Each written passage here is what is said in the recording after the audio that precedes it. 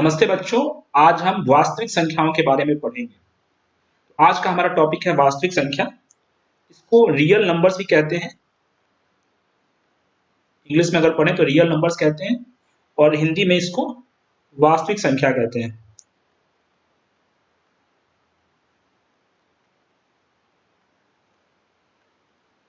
तो वास्तविक संख्या क्या होती है, इसके लिए हम कुछ नंबर्स लेंगे और फिर देखेंगे कि वो क्या होते हैं। जैसे कि मैंने ले लिया नंबर, पहला ले लिया 2, दूसरा ले लिया 3, तीसरा ले लिया -3, चौथा ले लिया -4, पांचवा ले लिया 2/3, छठा ले लिया √2, सातवां ले लिया √3। ये संख्याएं अलग अलग तरह की संख्या है, इसके बारे में हम पहले भी पढ़ चुके हैं। तो 2 को धनात्मक पूर्णांक कहते हैं, 3 भी धनात्मक पूर्णांक है, -3 ऋणात्मक पूर्णांक है, -4 ऋणात्मक पूर्णांक है और 2/3 इसको आप लोग पहले भी पढ़ चुके हैं, p/q के रूप में है, जहां q नॉट इक्वल्स टू 0 है। तो 2/3 परिमेय संख्या है, √2 और √3 अपरिमेय संख्याएं हैं।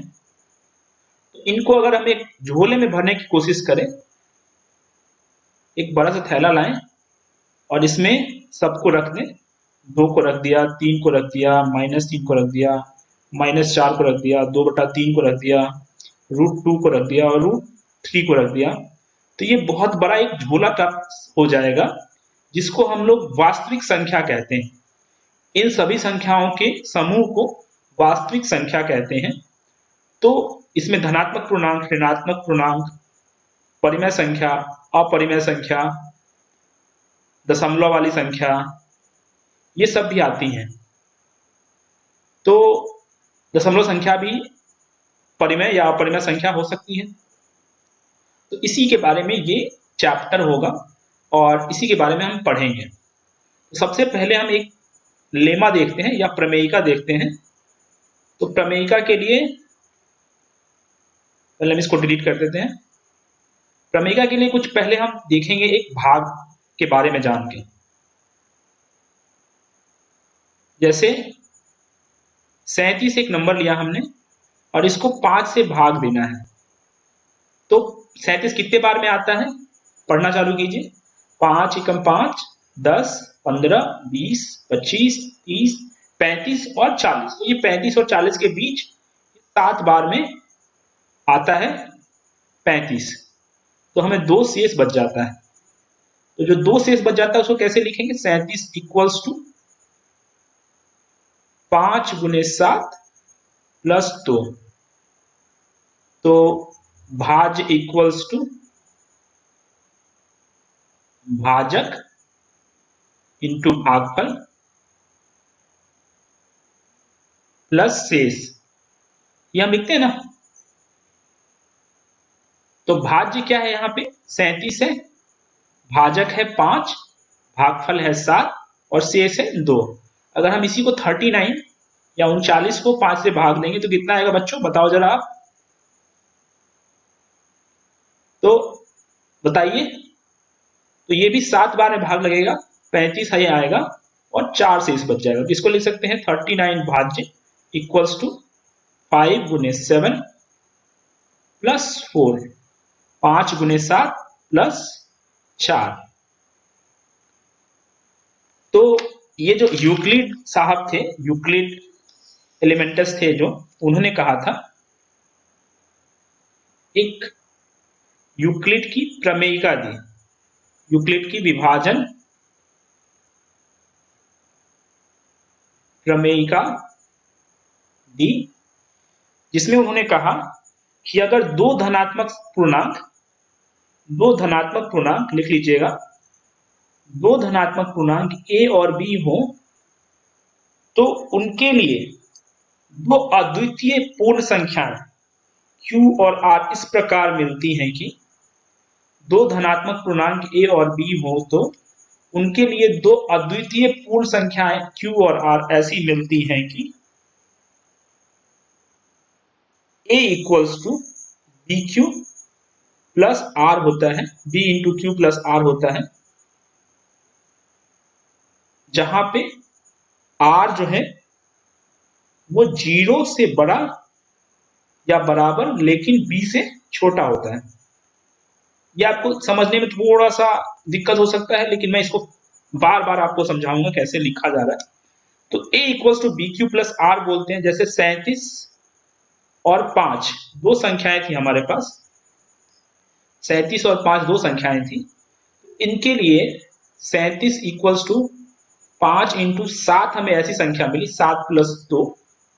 a 37 है और b 5 है, तो q 7 और r दो ऐसी संख्याएं मिली जिनके लिए a equals to B Q plus R हो जा रहा है। तो ये कुछ नया नहीं है, ये हम बार बार पहली कक्षाओं में पढ़ चुके हैं, लेकिन इसी को नए रूप में बताया गया था। यूक्लिड एलिमेंटर साहब ने बताया था, और इसको विभाजन प्रमेयिका कहते हैं। इसका उपयोग एचसीएफ या महत्तम समापवर्त निकालने के लिए करते हैं। तो महत्तम समापवर्तक निकालने के लिए करते हैं।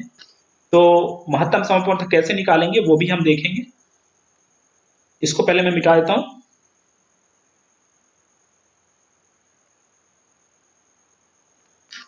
तो जैसे दो नंबर लेते हैं हम,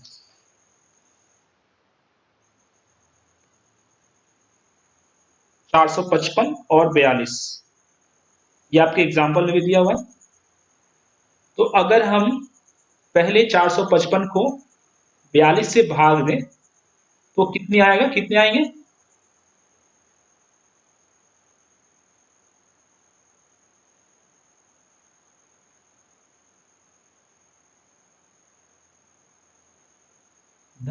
10 बार में भाग लगेगा। 455 इक्वल्स टू 42 गुने 10 प्लस 35। तो ये 455 और 42 दो नंबर्स थे हमारे पास। इसको हमने a लिखा, 42 को b लिखा, तो q और r हमारा 10 और 35 आ गया। अब इसके बाद जो नेक्स्ट स्टेप में हम करेंगे, तो नेक्स्ट स्टेप में क्या करेंगे कि 42 यहां पे ला देंगे और 35 यहां पे ला देंगे और 35 से भाग देंगे। फिर 35 को लेके और 42 से 35 को भाग देंगे, तो 35 एकम 35 और 7 बच गया, तो 35 गुने 1 प्लस 7 कह सकते हैं।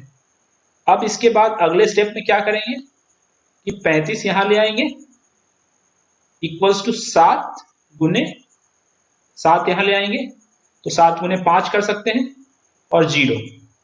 तो 7 से पूर्ण रूप से भाग लग गया 35 में।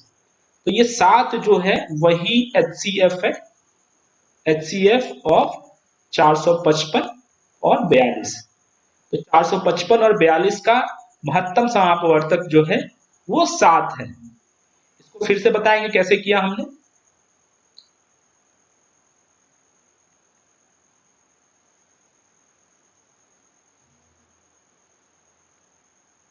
तो सबसे पहले 455 और 42 लिया, फिर 455 को 42 से भाग दे दिया। तो भागना तो आप सबको आता ही है, तो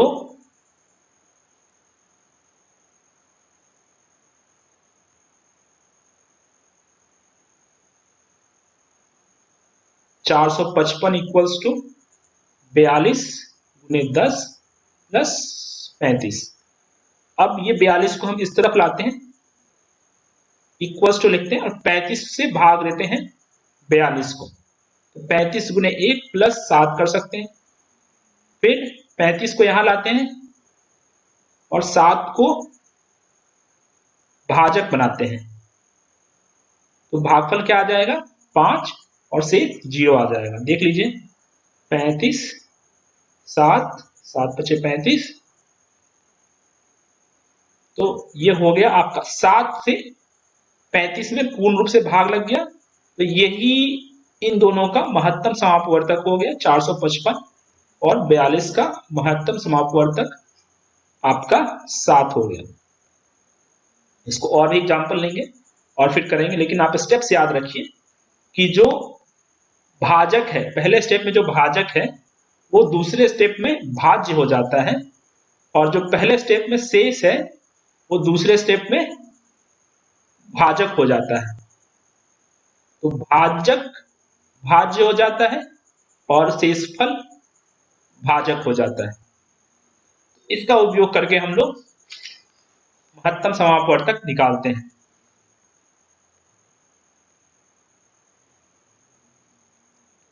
एक और एग्जांपल लेते हैं,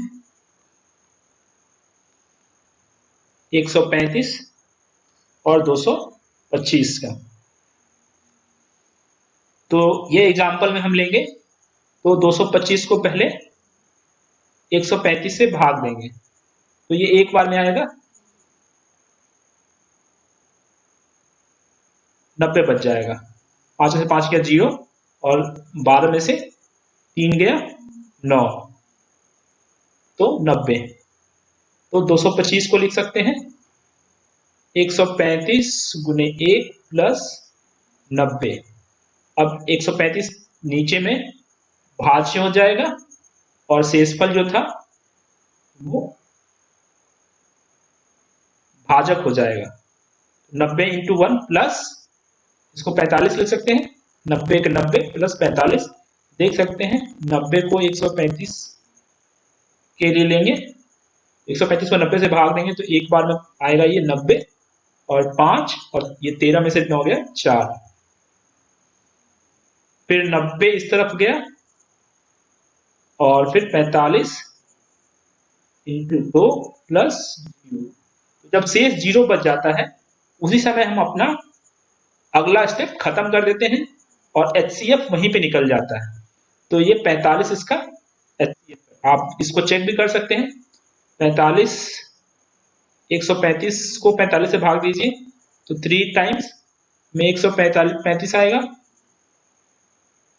और 225 को 45 से भाग दीजिए तो कितनी बार में आएगा आप बताइए,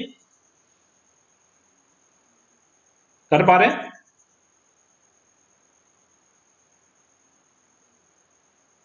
5 टाइम में 50 25, 4 बचे 20 और 2 22। दोनों में भाग लग गया इसलिए महत्तम समापवर्तक 45 हो गया। इसके बाद की चीजें हम अगली क्लास में पढ़ेंगे।